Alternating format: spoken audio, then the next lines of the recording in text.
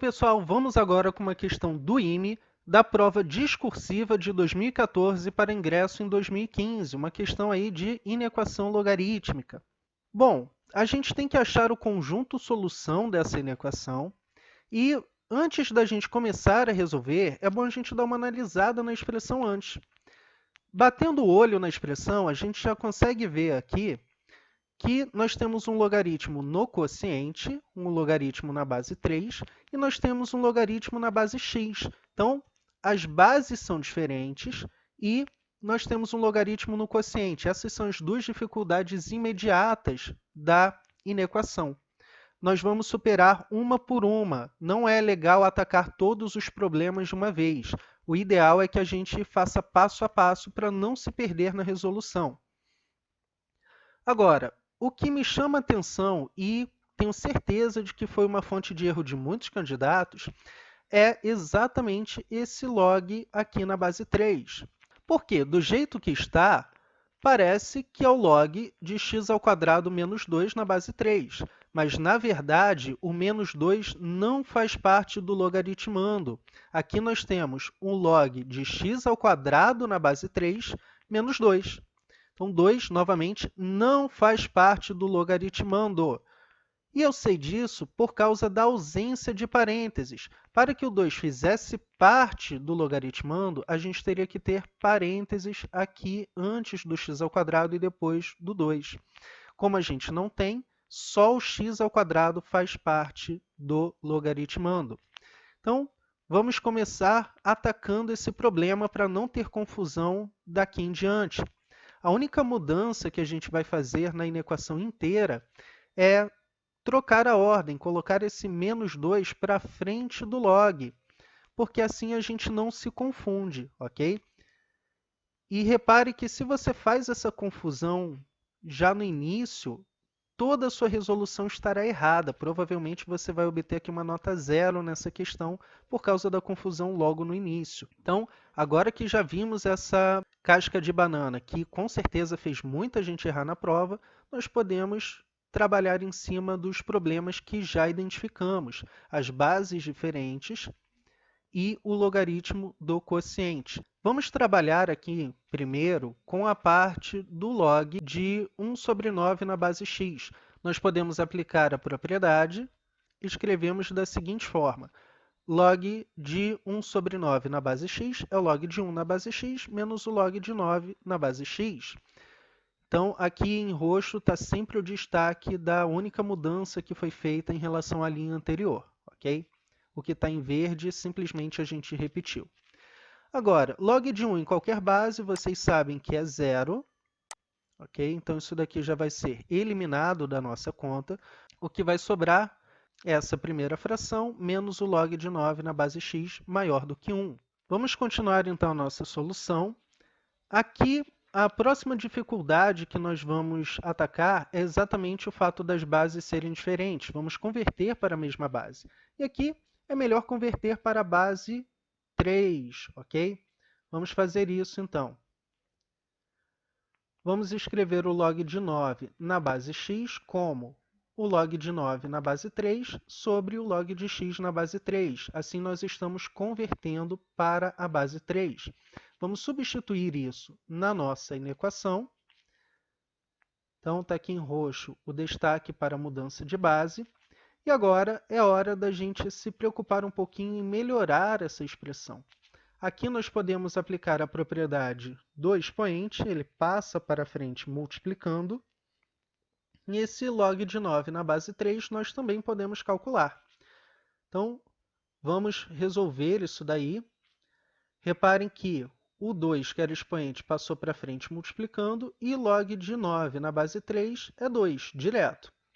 E aqui, reparem que nós já temos log de x na base 3, tanto em um denominador como em outro. E aí, nós vamos utilizar o recurso da mudança de variável. Nós vamos chamar log de x na base 3 de y. E aí, momentaneamente, nós eliminamos o log e começamos a nos preocupar com uma inequação fracionária, ok? Então, já fica bem mais simples de trabalhar com ela. Aqui nós podemos colocar o 2 em evidência para cancelar com 4 do numerador. Então, colocando o 2 em evidência, dentro do parênteses nós temos menos 1 mais y. E aqui podemos simplesmente simplificar, cortar esse 4 com esse 2, obtendo a expressão 2 sobre menos 1 mais y, menos 2 sobre y, maior do que 1. Então, vamos começar a trabalhar a partir dessa expressão. Na inequação fracionária, nós sabemos que nós não podemos passar nada multiplicando, já que nós temos aqui a incógnita no denominador. Então, em vez de multiplicar, nós passamos esse 1 para o primeiro membro e comparamos a inequação com zero, ok? Aqui basta a gente determinar o MMC, que é o produto dessas expressões. Então, nosso denominador será menos 1 mais y vezes y. E agora vamos determinar o numerador. Para determinar o numerador, nós já sabemos, vamos pegar aqui o denominador, dividir pelo denominador antigo. Então, esse produto dividido por menos 1 mais y vai ficar somente o y. 2 vezes y, 2y. Menos, agora vamos fazer o mesmo, só que para a segunda parcela. Então, esse produto dividido por y vai ficar menos 1 mais y, vezes o 2, que já está no numerador. E agora, esse menos 1, nós consideramos que ele tem denominador 1. Então, a divisão desse termo pelo 1 vai gerar o próprio número. Então, tem o sinal de menos, do menos 1, vezes a própria expressão daqui de baixo. Agora, vamos simplificar um pouco o numerador, aplicando a distributiva. E aí vamos ter a seguinte expressão. Menos 2 vezes menos 1 vai ficar mais 2. Menos 2 vezes y, menos 2y. Menos y vezes menos 1 vai dar mais y. E menos y vezes y dá menos y ao quadrado, ok? E aí já podemos cancelar o 2y com menos 2y e obtemos, como expressão mais simples, essa expressão aqui. Reparem que o numerador é um termo do segundo grau, então vamos organizá-lo do maior para o menor grau. Então, temos aqui menos y ao quadrado mais y mais 2, dividido por menos 1 mais y vezes y maior do que zero. Essa é a nossa inequação mais recente, e o que precisamos fazer aqui é determinar as raízes, tanto do numerador quanto do denominador, para que a gente possa efetuar o estudo do sinal. Então, aqui nós temos soma igual a 1 e produto igual a menos 2. Bom, os dois números que têm soma igual a 1 e produto igual a menos 2 são os números menos 1 e 2. Agora, nós já achamos as raízes do numerador. Vamos colocar na forma de estudo do sinal. Então, nós temos aqui uma parábola com concavidade para baixo. Esse é o nosso numerador.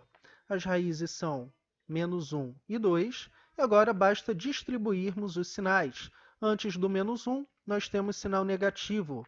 Entre menos 1 e 2, temos sinal positivo. E depois do 2, voltamos a ter sinal negativo. Agora, trabalhando com o denominador, se a gente efetuar a multiplicação dos termos do denominador, nós vamos chegar em menos y mais y ao quadrado, que também é uma parábola. E as raízes aqui, já na forma fatorada, é bem fácil de perceber, que são o 0 e o 1. Então, vamos fazer o gráfico dessa função com as raízes 0 e 1. Antes do 0, nós temos sinal positivo, entre 0 e 1, sinal negativo, e depois do 1, sinal positivo novamente. Só que nós não queremos estudar o sinal de cada expressão de maneira isolada. Nós queremos exatamente o quociente entre essas funções e queremos que esse quociente seja positivo. Então, o que nós vamos fazer aqui? De maneira bem prática, nós vamos colocar em uma única reta todas as raízes em ordem crescente, menos 1, 0, 1 e 2. E nós vamos determinar os sinais de cada intervalo. O primeiro sinal, antes do menos 1. Para determinar esse sinal, basta olhar somente para a primeira expressão. Antes do menos 1, o sinal é negativo. Agora, para determinar o sinal do próximo intervalo, entre menos 1 e 0, nós vamos perceber o seguinte. Depois do menos 1, o sinal passa a ser positivo. E antes do 0, o sinal também é positivo. Então, positivo com positivo nos dá o sinal positivo. Agora, vamos determinar o sinal entre 0 e 1. Entre 0 e 1, nós já vimos aqui imediatamente que é negativo. Entre 1 e 2, depois do 1, o sinal da expressão, o sinal do numerador é positivo. E antes do 2, o sinal também é positivo.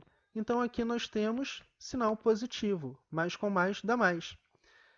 Finalmente, depois do 2, o sinal passa a ser negativo. Então, aqui nós temos sinal negativo. Bom, então determinamos aqui todos os sinais. Nós queremos os intervalos onde a expressão é positiva, então nós ficamos de olho nesses intervalos aqui, entre o menos 1 e o 0, e entre o 1 e o 2. E aí, nossos intervalos são menos 1 menor que y menor que 0, ou 1 menor do que y menor do que 2. Agora, nós precisamos fazer a mudança de volta, porque nós não estamos interessados na variável y, estamos interessados na variável x. Então, esses são os nossos intervalos em y, e aí a mudança de variável que nós tínhamos utilizado antes era log de x na base 3 igual a y. Então, agora vamos mudar de volta. Onde estiver escrito y, vamos escrever log de x na base 3. Então, o primeiro intervalo passa a ser esse, e o segundo intervalo passa a ser este. Gente, para resolver essas inequações é bem tranquilo, é bem fácil. Tá? A gente pode fazer isso aqui de maneira imediata. Por quê? O logaritmo está na base 3, tá certo? Pelas condições de existência, o x tem que ser maior do que 0, e aqui basta aplicar a definição de logaritmo direto. A gente não precisa nem quebrar esse intervalo em duas inequações, podemos fazer direto. Então, aplicando a exponencial aqui, nós temos 3 elevado a menos 1 menor do que x menor do que 3 elevado a 0. Isso nos dá 1/3 menor do que x menor do que 1. Fazendo a mesma coisa para a segunda inequação, para o segundo intervalo, aplicando a base 3, nós temos 3 elevado a 1 menor do que x menor que 3 elevado a 2, o que nos dá 3 menor que x menor do que 9. E, finalmente, nosso conjunto de solução é dado pela união desses intervalos. O x entre 1/3 e 1 faz parte da resposta, e o x entre 3 e 9 também faz parte da resposta. Portanto, o nosso conjunto de solução é x pertencente aos reais, tal que 1/3 menor que x menor que 1, ou 3 menor que x menor do que 9. Por fim, galera, é muito importante que vocês prestem atenção no conectivo aqui. Utilizamos o conectivo OU e não o conectivo E, porque o conectivo E seria um erro, indicaria interseção. Não existe nenhum x que esteja entre 1/3 e 1 e, ao mesmo tempo, entre 3 e 9. Okay? Esses dois conjuntos não possuem interseção. Então, a gente utiliza aqui a palavra OU. Se o x estiver nesse conjunto, ele faz parte da solução, mas se o x estiver nesse conjunto, ele também faz parte. Então, o x pertence a um conjunto ou a outro. Ok? Então, reparem que ela não é uma questão difícil, é uma questão puramente conceitual. Não é aquela questão que você tem que achar a substituição adequada, tirar coelho da cartola, nada disso. É basicamente aplicar os conceitos, tomar muito cuidado para não errar nenhum cálculo e fazer passo a passo de maneira organizada. Essa é a melhor maneira de resolver questões como essa. Eu espero que vocês tenham gostado da aula. Deixem aí os comentários com as dúvidas de vocês, com as opiniões de vocês. É bastante importante para a gente ter esse retorno, ok? Para que a gente possa continuar sempre melhorando na apresentação das aulas. Então é isso, pessoal. Grande abraço e até a próxima aula.